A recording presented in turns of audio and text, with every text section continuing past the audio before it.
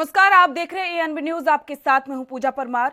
हरियाणा चौपाल में खबरों की शुरुआत करते हैं। चंडीगढ़ में आज मुख्यमंत्री मनोहर लाल की अध्यक्षता में पंचायती राज संस्थाओं के साथ मीटिंग हुई और इसमें पदाधिकारियों की बैठक में कई निर्णय लिए गए, जिसमें बजट को लेकर विचार विमर्श किया गया। बैठक में पंचायती राज मंत्री देवेंद्र सिंह बबली भी मौजूद रहे और साथ ही जिला परिषद के सीईओ, जनप्रतिनिधियों ने भी बैठक में हिस्सा लिया। बैठक के बाद सीएम मनोहर लाल पत्रकारों से रूबरू हुए। क्या कुछ कहा, सुनिए। तो आज हमने पंचायती विभाग और पंचायत विभाग के साथ साथ जो सभी जिलों में सीईओज हैं हमारे, उनको भी बुलाया था। कुछ पूर्व जिला परिषद के जो प्रधान थे उनको बुलाया था। तो सब लोगों से मिलाकर के बजट से के संबंध में चर्चाएं की। जो सिस्टम्स हैं, क्योंकि हमने जो इंटर डिस्ट्रिक्ट काउंसिल्स बनाई थी उसके बाद बहुत से परिवर्तन ऑटोनोमस बॉडी के नाते से जिला परिषद, पंचायत समिति, पंचायतें, उनके बहुत से अधिकार बढ़ाए थे, बजट बढ़ाए थे, काम का दायरा भी बढ़ाया था। उस सारे के ऊपर भी समीक्षा की गई और नए बजट में किन किन बातों पर ध्यान देना चाहिए, ऐसे कुछ सुझाव आए हैं और बहुत अच्छे सुझाव थे। मुझे लगता है कि उनमें से काफ़ी सुझाव हमारे काम के हैं, जिनको हम इसको इम्प्लीमेंट करेंगे। आज सारा ही काम किया हमने। तो का चुनाव का जो विषय है कोर्ट में अभी उलझा हुआ है। लगता तो है मुझे कि जल्दी उसका कोई ना कोई निर्णय हो जाएगा और निर्णय होने के बाद पंचायत चुनाव भी होंगे। लेकिन अगर उसमें देरी होती है तो ये सुझाव आया है कि वहाँ कुछ विलेज लेवल कमेटीज़, जिला district level committees, block level committees ऐसी बना करके उनको एक परामर्श के रूप में उनसे परामर्श किया जाए और जो भी काम है उनके परामर्श से अधिकारी करेंगे तो एक संतुष्टि होगी। ग्राम सभा की मीटिंगें भी रेगुलर की जाए, ये सुझाव भी उसमें आए।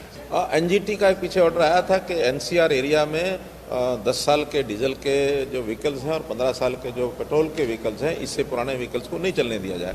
इसकी शुरुआत हमने गुड़गांव से की है। जो वहाँ पर ऑटोज़ हैं, उन ऑटोज़ को लगभग 5000 ऑटोज़ ऐसे हैं जो इस श्रेणी में आते हैं। उन लोगों को बुला करके उनकी यूनियंस से बातचीत की है और एक विकल्प दिया है उनको कि अगर वो इसकी जगह नया अपना व्हीकल लेते हैं जो ईवी व्हीकल होगा तो उसके ऊपर लगभग 80,000 का उनको लाभ दिया जाएगा पुराने व्हीकल के ऊपर नया खरीदने के लिए, और बैंक से उनको लोन भी कराया जाएगा। वो प्राय मान गए हैं सब कि हम 1 महीने के अंदर ये सब रजिस्ट्रेशन हम हमारा फॉर्म भर के और इसके ऊपर हम चलेंगे और हम सब अपने व्हीकल जानकारी आपको जो मुझे देनी है। अभी पिछले दिनों में स्कूलों में जो बच्चों की, खास करके 8वीं और 5वीं के बच्चों के बोर्ड की परीक्षा का विषय था, उसमें सीबीएसई के भी कुछ ऐसे विद्यालय हैं जो वहाँ से मान्यता प्राप्त है और कुछ हमारे अपने भी हैं।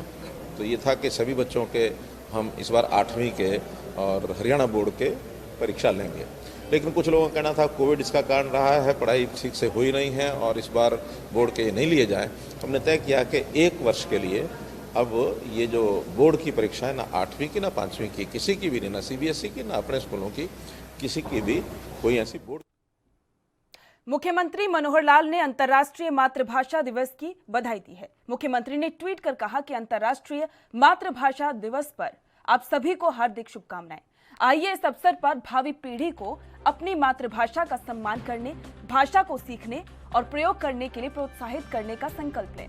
बहुभाषी विविधता को पहचानने और बढ़ावा देने के लिए 21 फरवरी को वैश्विक स्तर पर अंतर्राष्ट्रीय मातृभाषा दिवस मनाया जाता है। इस दिन का उद्देश्य बहुभाषी समाजों के माध्यम से पारंपरिक ज्ञान और संस्कृतियों को संरक्षित और प्रसारित करना भी है।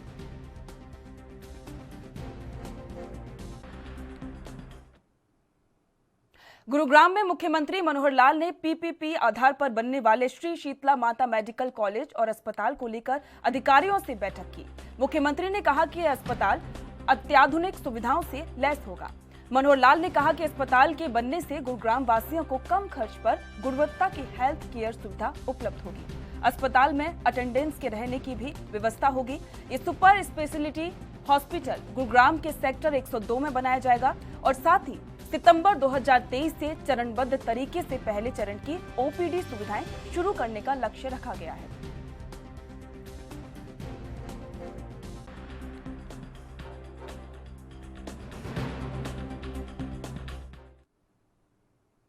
मुख्यमंत्री ने गुरुग्राम में ई रिक्शा के मुद्दे पर अधिकारियों के साथ बैठक की। इस दौरान उन्होंने कहा कि इलेक्ट्रिक और पर्यावरण फ्रेंडली ऑटो आम जनता तक पहुंचना सरकार का लक्ष्य है और साथ ही गुरुग्राम के प्रदूषण का स्तर कम करने के लिए भी हर संभव कदम उठाए जाएंगे। ऑटो चालकों को घबराने की जरूरत नहीं है।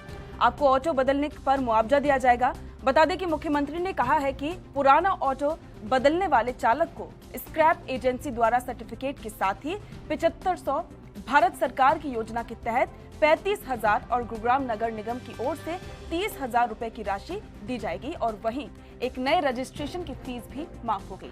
अगर आप पहले इस योजना के तहत आवेदन करते हैं तो आपको सीएम की तरफ से इनाम भी दिया जाएगा। जानकारी के लिए बता दें कि सीएम ने प्रक्रिया के तहत आवेदन करवाने वाले पहले ऑटो चालक को 21,000 की राशि इनाम स्वरूप देने की भी घोषणा की है। उन्होंने कहा कि ई ऑटो खरीदने के इच्छुक ड्राइवर की मदद के लिए आगामी 10 मार्च को कैंप का भी आयोजन किया जाएगा और इस दौरान जिन ऑटो चालकों को ऑटो बदलना है या खरीदना है, इसके लिए आप इस कैंप में बात करेंगे तो आपको फायदा मिल जाएगा।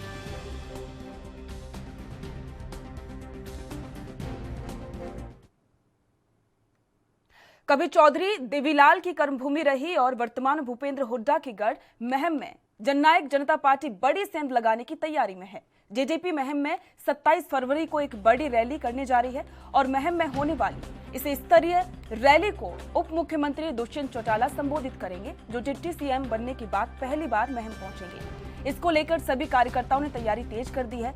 जेजेपी के युवा विंग के अध्यक्ष रविंदर सांगवान ने प्रेस वार्ता कर इसकी जानकारी दी। चौटाला जी का जन्मदिन है। केक काटकर सभी साथियों ने उनका जन्मदिन मनाने का काम किया है और एक दूसरा एजेंडा है 27 फरवरी को माननीय उप मुख्यमंत्री हरियाणा सरकार दुष्यंत सिंह चौटाला जी महम में 24 के चबूतरे पे एक ऐतिहासिक रैली करने के लिए आ रहे हैं।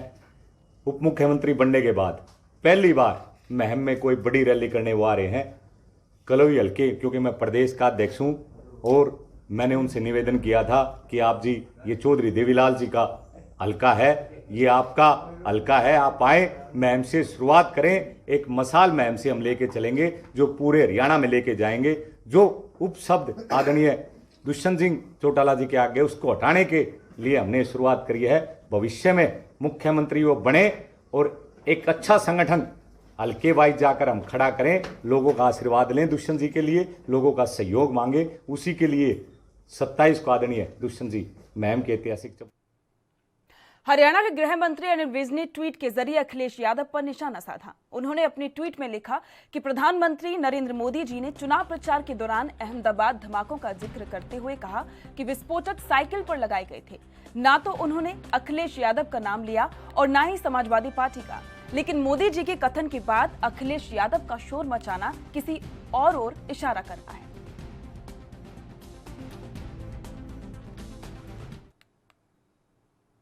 खबर रेवाड़ी से है, जहां पुलिस विभाग में डीएसपी बनकर अपने पैतृक गांव मुंडलिया पहुंची मीना यादव का जोरदार स्वागत किया गया। मीना यादव डीएसपी पद पर पदोन्नत होकर पहली बार अपने पैतृक गांव मुंडलिया पहुंची हैं। इंस्पेक्टर मीना को उनके कर्तव्य सजगता को देखकर हरियाणा सरकार ने 10 फरवरी को डीएसपी बनाया। आज बेटी के पैतृक गांव मुंडलिया पहुंचने पर परिवारजन और ग्रामीणों ने भव्य स्वागत किया। ग्रामीणों ने फूलों और नोटों की मालाओं के साथ डीजे की धुन पर डांस कर खुशियां मनाई। बता दें कि मीना यादव पानीपत में महिला थाना महिला पुलिस स्टेशन मानेसर में अपनी सेवाएं दे चुकी हैं।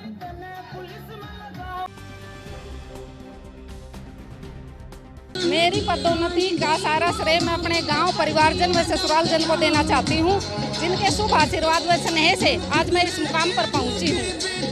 इन सब में मेरे गुरुजनों का, मेरे परिवार वालों का और विशेषकर मेरे ससुराल में मेरे पति का मेरे साथ बहुत ज़्यादा योगदान रहा है और उसके लिए मैं उनकी आभारी हूँ। वो अपनी बेटियों को या बच्चों को पढ़ाने के लिए मोटिवेशन दे, प्रेरणा ले। अब इस तरह वक्त हो गया ब्रेक का, जल्द लौटेंगे।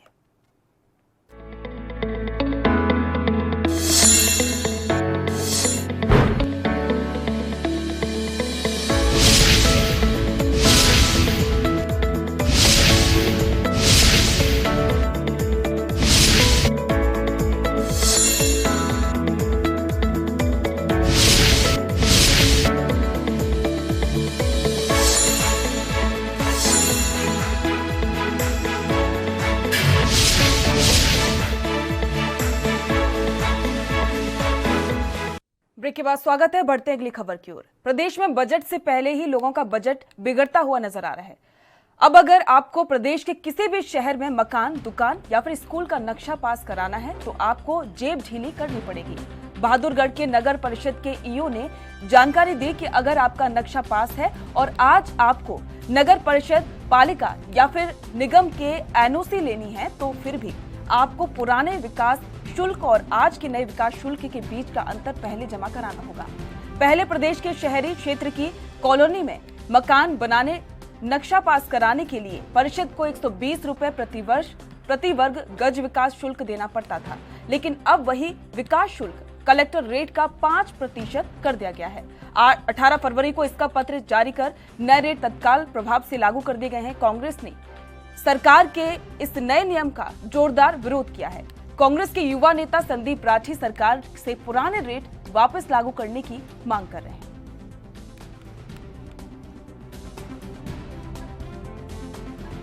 अभी जो दिशा निर्देश आए हैं उसके अनुसार जो रेजिडेंशियल, कॉमर्शियल या इंस्टीट्यूशन जो भी बिल्डिंग है उस पर कलेक्टर रेट का 5% डेवलपमेंट चार्ज लेंगे। तो पहले कितना डेवलपमेंट चार्ज था? पहले वैसे कॉलोनी वाइज अलग था, मतलब 120 एवरेज जो है जनरली ये रहा है। बाकी अगर हमारी जो कॉलोनी अप्रूव हुई है अलग अलग सालों में उनका अलग डेवलपमेंट चार्ज था। कमर्शियल के अलग रेट से 1000 रुपये तक, कॉमर्शियल के अलग मीटर जो रोड वाइडनिंग के अकॉर्डिंगली। तो सरकार की तरफ से भी ये है कि हमारा जो लोकल बॉडीज है वो एक ऑटोनोमस बॉडी है, तो हम अपनी आय को बढ़ाएं, उस आय के बढ़ाने के लिए के प्रयास।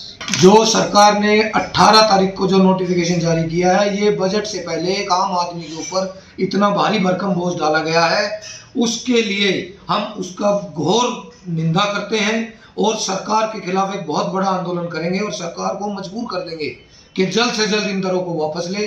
जो रेजिडेंशियल में पहले 120 रुपये गज रेट था, अब वो 875 रुपये तक कर दिया गया है। कमर्शियल के अंदर जो पहले 1000-1200 रुपये था, अब उसको 2900-3000 रुपये कर दिया गया है। रेवाड़ी नगर परिषद के कार्यकारी अधिकारी अभय सिंह ने शहर में सफाई व्यवस्था का जायजा लिया। इस दौरान उन्होंने राव तुलाराम पार्क और जवाहरलाल नेहरू पार्क का निरीक्षण किया। निरीक्षण के दौरान ईओ ने सफाई व्यवस्था दुरुस्त नहीं मिलने और पार्क में कचरा पड़ा होने पर ठेकेदार को मौके पर बुलाकर जमकर लताड़ लगाई। उन्होंने कहा कि शहर में स्वच्छता सर्वेक्षण चल रहा है। नगर परिषद की टीम द्वारा शहर के बाजारों, मोहल्लों और कॉलोनियों में लोगों को स्वच्छता के प्रति जागरूक किया जा रहा है। इसके अलावा नगर परिषद की ओर से सफाई व्यवस्था के लिए रात में कचरा कलेक्शन के लिए भी गाड़ी लगाई गई है। बावजूद इसके सफाई व्यवस्था दुरुस्त नहीं है। उन्होंने ठेकेदार को पार्क में गंदगी को लेकर फटकार लगाते हुए कहा कि पार्क में पूरे शहर के नागरिक आते हैं, इसलिए पार्क में नियमित सफाई करके स्वच्छ रखा जाए।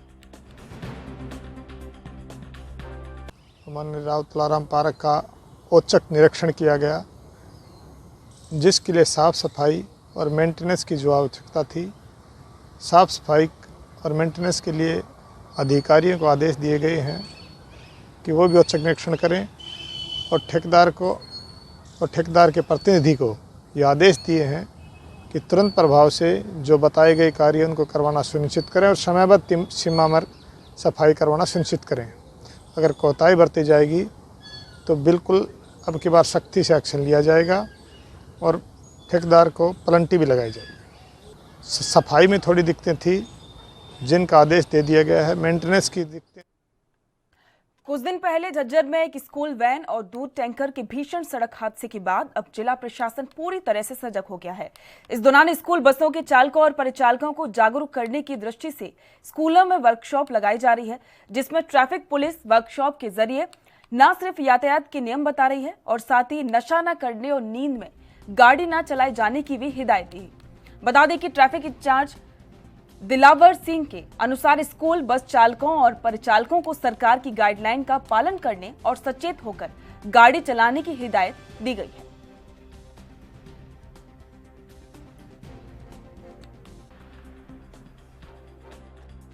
सर, स्कूलों के अंदर अभियान चला रखा आपने, ड्राइवरों को समझा रहे हैं, तो किस तरीके की खामियां नजर आ रही हैं? हम सभी स्कूलों में जाकर कंडक्टर ड्राइवरों को इकट्ठा करके उनको समझा रहे हैं भाई गाड़ी ठीक प्रकार से चलानी है, नींद में गाड़ी नहीं चलानी, नशा करके गाड़ी नहीं चलानी, सीट बेल्ट लगानी है, गाड़ी स्पीड में नहीं चलानी और उनको सारी जो भी गाइडलाइन है माननीय हाईकोर्ट की निर्देशों की पालना करने के बारे में समझा रहे हैं।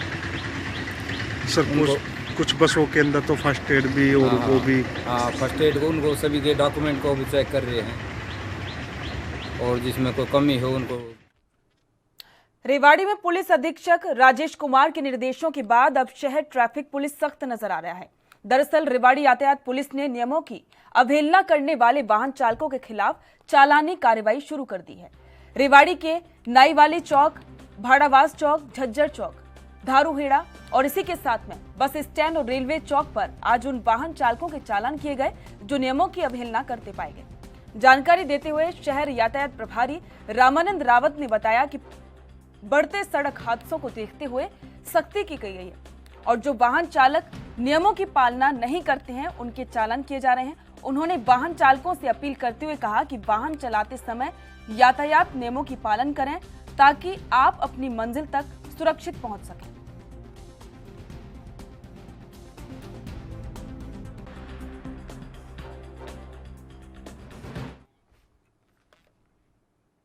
फतेहाबाद के राशन डीपीओ पर पिछले 3 महीने से घटिया राशन भेजा जा रहा है, जिससे ग्रामीणों में भारी रोष है।